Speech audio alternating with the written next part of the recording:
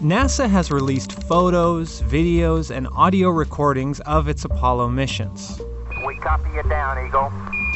So there's little left about these missions that we don't already know, except for one mystery that's been hiding in plain sight for decades. Roger. One of NASA's Apollo lunar modules may be missing. That's right, missing. And not even NASA seems to know where it is. Engines on. 5, 4, 3, 2. All engines running. Where is Lunar Module 14? What state was it in? Does anybody have it? Does anybody know where it's at?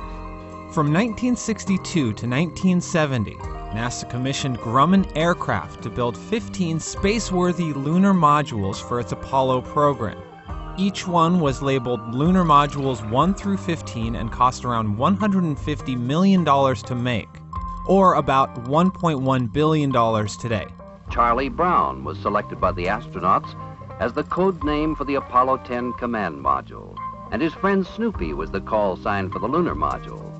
NASA launched 10 of these lunar landers into space. 6 of them landed on the surface of the moon and brought the astronauts back.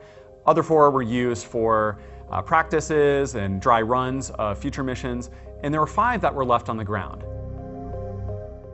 3 of those 5 that never went to space, Lunar Modules 2, 9, and 13, are in museums, which leaves us with LM 14 and 15.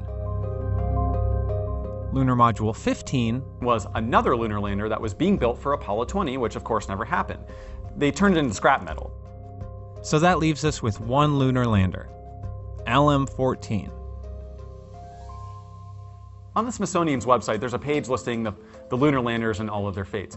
Lunar Module 15 is listed as scrapped, but if you go up one row and you look at Lunar Module 14, it says not used. What that means, we don't know, and that's what started this adventure in the first place. To be clear, it is not easy to hide one of these landers. Once complete, they're the size of a small house and weigh about 35,000 pounds. Now, when we started looking into Lunar Module 14, things were a little weird.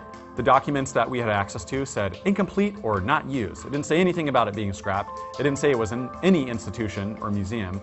And so we started digging into this. NASA and the Smithsonian didn't have evidence to its whereabouts. The Cradle of Aviation Museum didn't know. And even historians at Northrop Grumman, the original manufacturers of the lunar modules, were stumped. But one of the experts that we talked to said, hey, I think it's at the Franklin Institute in Philadelphia. We looked into that, and it was not it. It was an early prototype from the Apollo program, a lunar module that was never supposed to fly into space.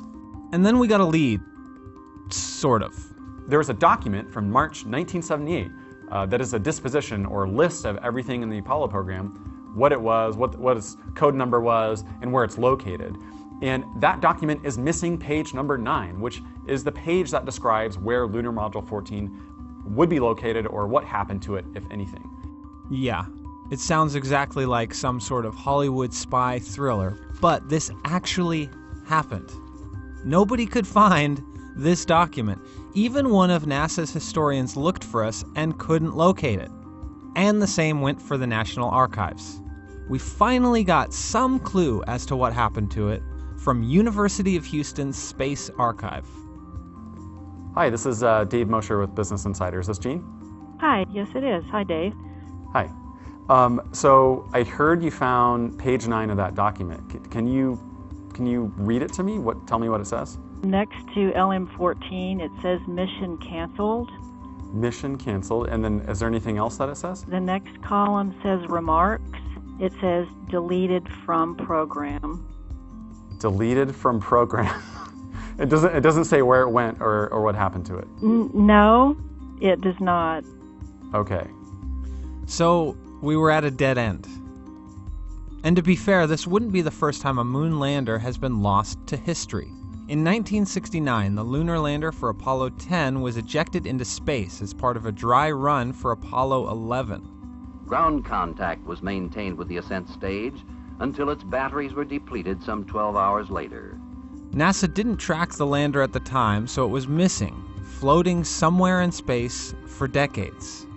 Until in 2019, a group of enthusiasts from the UK said they were pretty sure they found where it was floating in space. So if those guys could find a lost lunar module in the vast expanse of space, why does nobody know where a moon lander on Earth has gone? Okay, this has got to be the greatest sight ever. So we had pretty much given up on uncovering the truth. That was until we got a hold of Paul Fjeld a few weeks later. He's obsessed with these lunar landers. In fact, he worked with the Cradle of Aviation Museum to retrofit LM-13 into a Apollo-style landing site within the museum. So here's what he had to say about our grand missing lunar lander mystery. 14 actually never really got built. I'm not going to bet my son's life, but I'll bet a lot of money that there's not a scrap of LEM-14 left.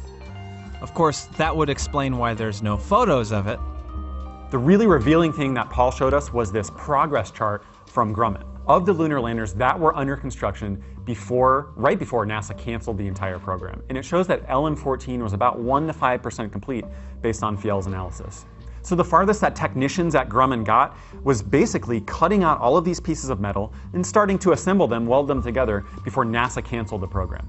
We also spoke to 2 other spaceflight history experts, and they also think that LM-14 was scrapped, but they're not entirely certain of that. I'm going to say that they would have said, look, we got a bunch of F-14s. We're just starting to come off the line here. This is what's the future for Grumman. We need all the metal that we can get. This is some lovely 2024 aluminum, 7075 structural aluminum. Can we use that on F-14s? Sure. So LM-14's Frankenstein pieces maybe did fly, in a way. And perhaps they're in an aviation museum right now as part of a jet. In this strange metallic bird rides the ancient and endless dream of all mankind. But we may never know for sure. I can't guarantee that, some guy didn't just grab it off the lot and it's now sitting in his basement or up in an attic that his grandkids have no idea what the hell it is. Who knows?